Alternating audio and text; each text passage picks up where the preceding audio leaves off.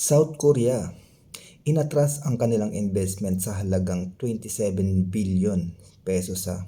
Kasi sila mismo alam nila na pinagloloko nila ang mga tao dito sa Pilipinas.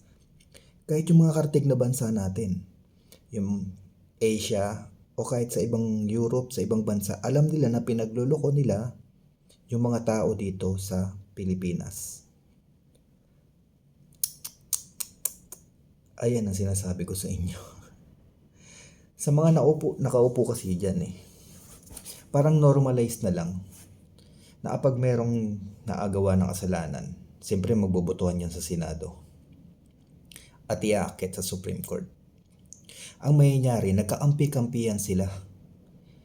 Kung isa sa mga tropa nila dyan ang nagkamali, magkakampi-kampihan yan sila para hindi matuloy yung kung ano mang paglilitis sa Senado. For example, si Chis Escudero.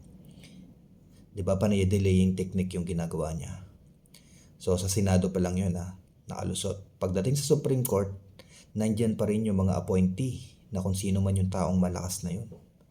So pagdating na naman sa botohan, talo na naman. So ligtas na naman yung naagawa ng kasalanan.